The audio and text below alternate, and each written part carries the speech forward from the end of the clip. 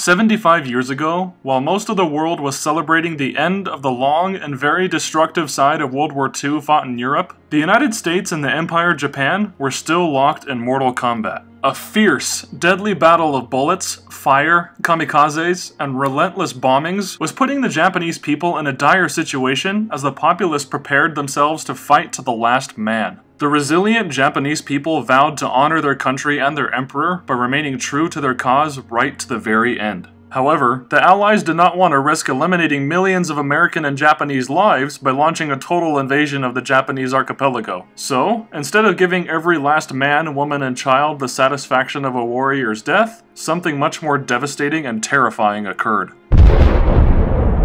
The only 2 atomic bombs ever deliberately unleashed upon humanity rained down upon the cities of Hiroshima and Nagasaki in August 1945, killing what has been estimated to be between 125,000 to 225,000 people. Regardless of how prepared Japan may have been to fight to the end like their samurai ancestors, these new and extremely terrifying bombs forced the Japanese to reconsider their position. So, as we know from recorded history, Emperor Hirohito did the unthinkable, at least in the eyes of his people. He announced their intention to surrender to the Allies on August 15th. It's hard for me to really imagine how devastating this must have been for their country to go through. We Americans have never forgotten the brave men and women who lost their lives when Japan attacked Pearl Harbor, and we never should forget. But at the same time, compared to what Japan went through because of what our military inflicted upon them, there's a massive difference in the levels of pain and suffering either country faced. While Pearl Harbor resulted in the loss of about 3,000 civilian and military lives, it was the only significant civilian location in the US that was attacked by any nation during the entire war, let alone by Japan. By contrast, hundreds of thousands of Japanese civilians perished, not to mention the millions of soldiers who were killed in combat. I bring all this up not to undermine the heavy losses on the American side of the Pacific Front, but to reinforce a point that since we were the victor, it's easy to immortalize the sacrifices of those who died for the cause of freedom. We have the luxury to be on that side of history, while Japan doesn't. Not only did millions of their people perish because their soldiers were fighting the cause laid before their imperialistic leaders, but entire cities were leveled by terrifying firebombing raids and resulting firestorms, hundreds of thousands of people were rendered homeless by said raids, widespread food shortages brought economic hardship to the whole nation, and of course, then came the horrors of nuclear war. To top it all off, they suffered a humiliating defeat that crippled the morale of pretty much everyone that lived there. Suffice to say that Japan's progress as a nation since then isn't quite what we Americans were blessed with. We've only prospered economically since then, and while Japan has evolved into the peaceful and very powerful nation they're known as today, they basically had to start all over after much of the civilized parts of their country were left in ruins. Now, you might be wondering why I chose to address such a violent and dark topic, considering the content I regularly produce for my channel. I don't exactly cover history on here either, so if you're looking for something a bit more detail-oriented, I would suggest looking elsewhere. But what I do hope to achieve with my channel is helping people develop an understanding of other people's perspectives and culture through art. In my opinion, it's easier to come to terms with a differing point of view when you confront it directly in your life, or if you experience it through a well-told story. In this case then, a simple way to grasp how destructive World War II was for Japan is through cinema, since you can both see the action and experience events through someone's eyes. To be more specific, Japanese animation, or its most common term anime, is helpful in developing this empathy. Before you close the tab playing this video though, I want to let you know that I'm not talking about the kind of anime that the average middle-aged American dad would have no hope of understanding. No, I am talking about the kind of anime films that dare to go to emotional and thematic places that many other animated films would never even consider exploring, especially American animated films. There are some great live-action films like Clint Eastwood's Letters from Iwo Jima that do a wonderful job depicting the struggles of Japanese soldiers on the battlefield, but there's just something about the rich artistry and haunting storytelling of animated films set in this time period that sticks with me more. So with that, as we remember those who sadly lost their lives as a result of this war, I want to highlight 3 particularly strong anime films which tell emotionally powerful stories from a Japanese point of view.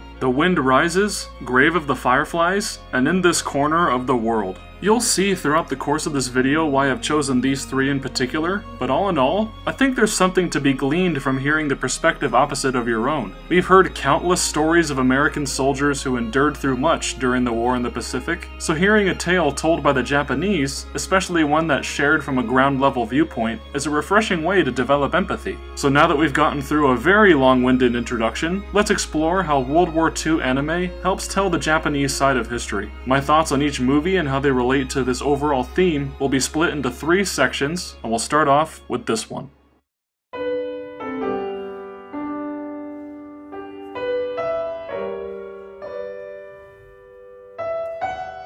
I begin with The Wind Rises because it's not so much a tale of World War II as it is a tale of why Japan became involved with World War II in the first place. And even then, it's an unconventional one because not only is it an animated biopic about aeronautical engineer Jiro Horikoshi, it's also mostly a fictionalized one. Sure, the movie sticks to the facts when it covers the process Horikoshi and the Mitsubishi Motor Company went through to design the fearsome fighters the Japanese flew during the war. But that's not really the focus. Legendary anime filmmaker Hayao Miyazaki had other intentions, and after having seen this twice now, I think I have an idea of what those intentions were. If you look at Hayao Miyazaki's history as a filmmaker, one of the themes he's consistently touched on in many of his films is pacifism. A number of his films do have violent and even brutal action scenes, some of which are meant for audience excitement, but he's always been responsible with regards to the violence he shows in his movies. Nausicaa of the Valley of the Wind features a strong female protagonist whose primary goal is to stop a seemingly never-ending cycle of war and destruction that threatens the survival of mankind and nature. Princess Mononoke is all about how humans have no place interfering with nature, and an anti-war message is very instrumental towards reinforcing that theme.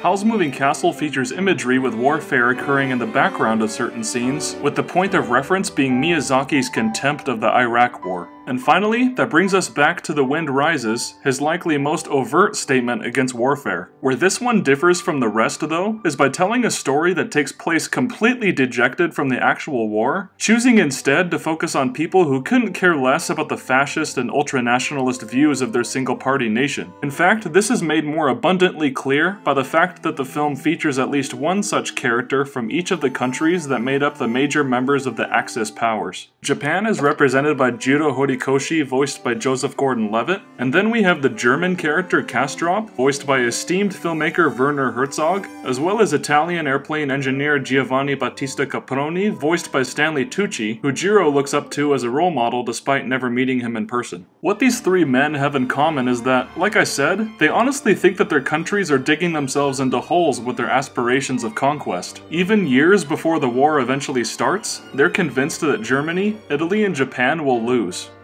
Japan will blow up. Germany will blow up too.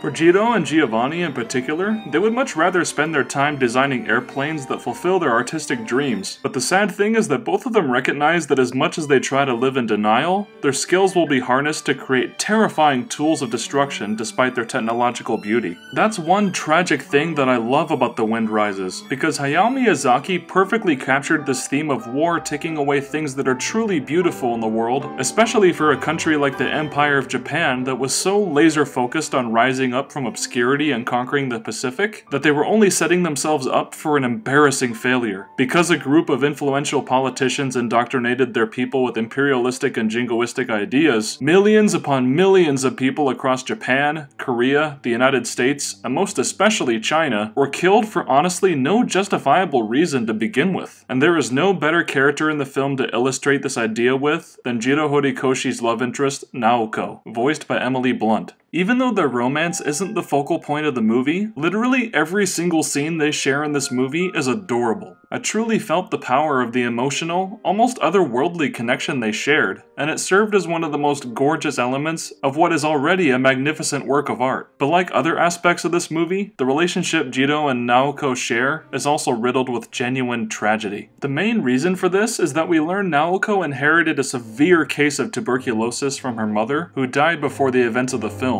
At the time when Jiro and Naoko reunite, which is years after their chance encounter when Jiro helped her get to safety during during the Great Kanto earthquake of 1923, Naoko is trying to live as happy of a life as she can with this disease, in which she mostly spends her time painting out in the scenic countryside. As Jiro and Naoko continue their courtship, the two eventually announce their intent to marry to Naoko's father, with Naoko revealing her incurable condition to Jiro. At first, their agreement is to allow Naoko time to heal before they wed, but that all changes once she suffers from a terrible lung hemorrhage. Despite knowing that Naoko's time left on the earth is short, the two decide to make those final days joyful ones, joining together in what I consider to be one of the most romantic wedding scenes ever put to film, mainly because of what it symbolizes. Naoko barely has the strength to walk, Jiro has to hide from the Japanese secret police due to his connections with those who would speak against Nazi Germany and the Japanese Empire, and his airplane designs continue to yield disappointing results during tests. Yet even so, there is enough room for these two to commit to unconditional love and joyful matrimony, even if it would be brief, so they hold on to each other for as long as they can, only until it all sadly comes to an end. On one fateful morning, Jiro leaves the house for a few days to survey the test of his latest fighter prototype. Soon after departing, Jiro's sister Kaio arrives, only to discover that Naoko has packed up and left, leaving behind letters with final declarations of love. Knowing that she was close to death,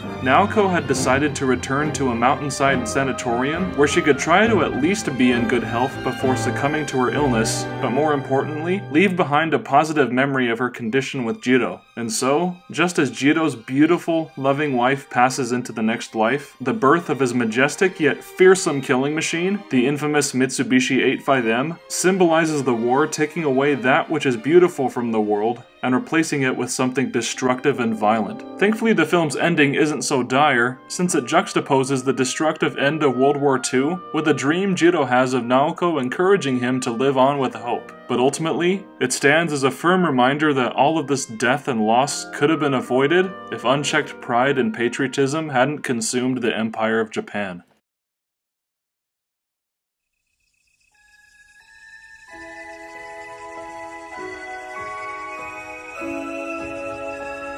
Moving on from The Wind Rises, we find ourselves looking at another film from Studio Ghibli. The late animator Isao Takahata wrote and directed Grave of the Fireflies, and ever since its theatrical debut in 1988, it has been hailed as one of the greatest animated films ever made. I happen to agree with that, for it is indeed a masterpiece of animation, but it is incredibly hard to watch. With that being said, what merit is there in watching Grave of the Fireflies when it's such a bleak story? There's a very specific reason why, and it all has to do with the very risky choice Isao Takahata made right from the get-go, showing the main protagonist dying at the very beginning of the movie. That, of course, is the crux of why this story works, but there are some other smaller creative choices made in this opening that set up Grave of the Fireflies for an effective payoff. We see the 14-year-old Seita giving into the painful starvation he had been suffering for who knows how long, but immediately after he gives up the ghost, the film cuts to a wider shot where we see others in the same general area who also lay dead, slowly decaying in a derelict train station. Life continues to go on around them, with janitors going about their business cleaning everything up and being disgusted by these scattered bodies. One of the janitors picks off a candy tin from Seita's corpse, and after seeing that it's empty, he tosses it into a field of overgrown grass outside the station, only to catch the attention of a swarm of fireflies, as well as a very young girl. Only then does Seita himself appear beside her, except there is a specific color choice for these two characters that hints at their predicament. Unlike the world around them, which was painted by the animators to appear to the audience as it normally does, these two figures and their immediate surroundings have been diluted into various shades of red. With this, we realize that these are the wayward spirits of Seita, and who we learn to be what was his younger sister Setsuko. With this element of the plot being established, we become aware that despite everything they suffered, they still endure.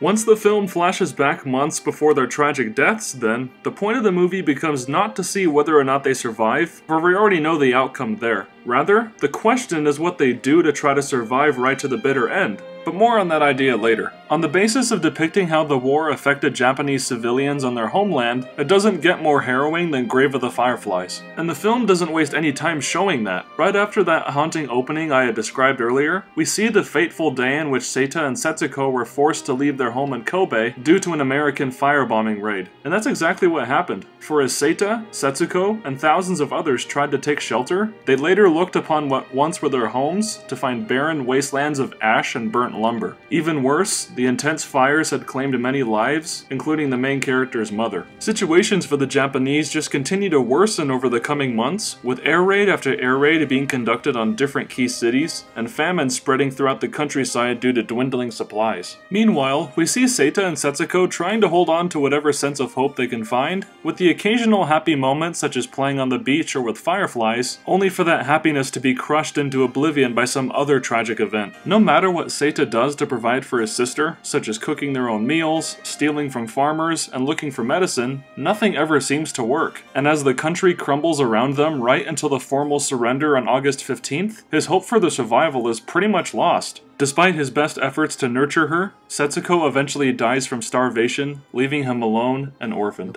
There is barely any comfort to be found in the sad, painful deaths of these two children, but there is still a positive message to glean from their efforts to survive. Of course, no child deserves to suffer what these two are forced to deal with, even if they're fictional characters. The atrocities brought upon them by war and violence are truly horrendous, but knowing that they worked diligently to secure a better life for themselves is still better than them just giving up outright.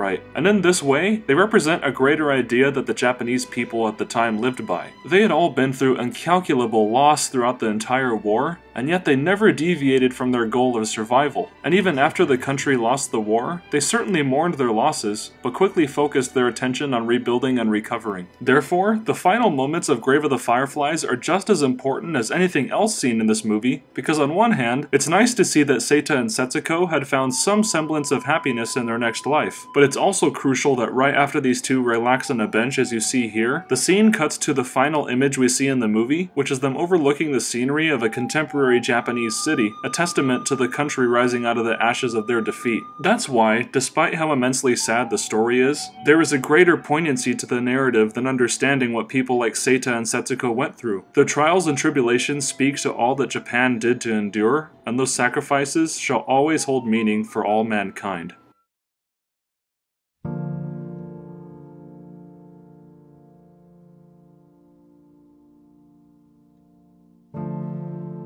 To finish things off, I will be talking about what I consider to be the weakest film among the three featured in this video, but one that is just as important. The only reason why I say it's weaker is that the narrative structure of this thing is honestly really weird. A lot of story material is rushed through during the film's first half hour, and even after that point, some of the editing choices made in transitioning from one conversation to the next are quite bizarre. But with that being said, let's get into why this movie is just as important as the others, and why I felt the need to share its specific message last. To explain the tone of In This Corner of the World, it almost feels like a weird hybrid of what The Wind Rises and Grave of the Fireflies were individually going for. The majority of things you'll experience during the movie's runtime are peaceful moments of domestic tranquility, while there are also plenty of scenes of sorrow, despair, tragedy, and devastation later on too. The way in which the movie eventually gets there must be understood by how it opens, which is us getting to know our young protagonist Suzu when she's in elementary school. Having grown up in Hiroshima, she enjoys spending time with family, being industrious, and exercising her artistic talents with a pencil whenever the opportunity arises. As the years pass on, though, her responsibilities grow along with her maturity right up until she turns 18. It's at this point that she receives a marriage proposal from a suitor named Shusaku Hojo, and being someone that's been humble and subservient for most of her life, Suzu agrees to marry him and move in with his family in the nearby shipbuilding city of Kure. Suzu's life is mostly a busy and fulfilling one from then on, with her being a pretty typical housewife for most of her days. With everything going on in terms of the Japanese war effort, supplies are quite scarce, so she learns to be resourceful with food and other things, making her a valuable member of the Hojo family unit. The life she leads isn't exactly one full of opportunities for her to be her own woman, but she certainly works hard and is proactive in everything she does. And as such, her contributions to the family and the community don't go unnoticed, and she stands in for many of the fervent Japanese citizens hoping for the best in the war effort. But eventually, the war comes to Kure. The year 1945 proves to be a tremendously tough time for Suzu and her in-laws, and for a number of reasons. For the sake of time, I won't go over all of them, but here is a brief summary of all the major hardships they go through. Alarms for air raids are risen on an almost daily basis, which drives them to absolute physical and mental exhaustion, having to repeatedly take cover in shelters. Suzu is out and about in the city with her niece Harumi when a bombing raid starts, in which a delay-action bomb detonates right next to them, killing Harumi and causing Suzu to lose most of her right arm. This is a particularly severe emotional blow to Suzu due to experiencing survival's guilt, the fact that her right arm is what she used to draw and do most of her daily tasks, and Suzu's already tense relationship with her sister-in-law reaching the breaking point when she is blamed for Harumi's death. Many members of the family suffer from depression, but it impacts Suzu the worst due to her overwhelming guilt, feelings of uselessness, homesickness, and loneliness due to her husband being away from home for extended periods of time. And then, there's the biggest, most devastating event of them all.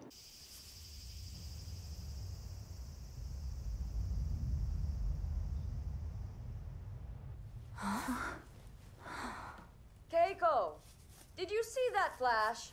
I did. Could it be lightning in this weather?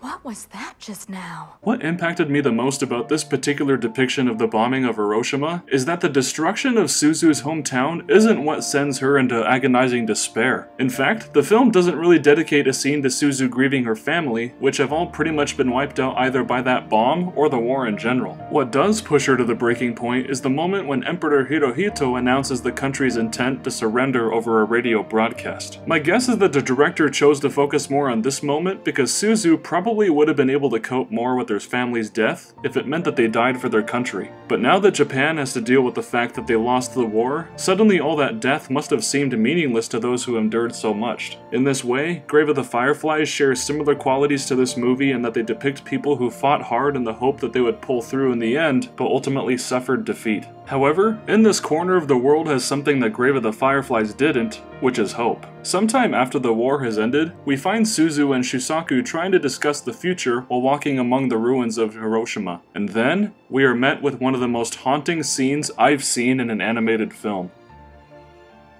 We see a woman leading her young daughter through the smoke-filled ruins of Hiroshima, and although the child looks mostly unharmed, the mother is on the brink of death, with most of her right arm having been blown off and giant shards of glass protruding from the whole side of her body. The woman then perishes overnight, with the orphaned young girl then having to continue surviving on her own. But luckily for her, she eventually happens upon Suzu and Shusaku, and she's immediately drawn to the fact that Suzu's missing her right arm just like her deceased mother. And so, she finds something inviting about Suzu, and both Suzu and Shusaku agree to adopt the little girl. This ending is so poignant not just because it ends on a positive note, but also since it speaks volumes to what the war didn't take away from the Japanese people. The Wind Rises and Grave of the Fireflies had their fair share of beautiful moments, but it's safe to say that their messages are far more cynical and mournful. This film, however, chooses the more uplifting route without ignoring the characters' pain. The lives of the Hojo family were forever changed by what they experienced, and they had lost much, but they decided to hold on to what they still had and hope for a better day. Wonderful, beautiful things were still in their world, and in spite of it all, they have renewed hope for a happy, peaceful future. For us today, we would do well to remember the enduring strength of these people, even though they're fictional, so that we can be prepared for whatever trials we may face in our own lives.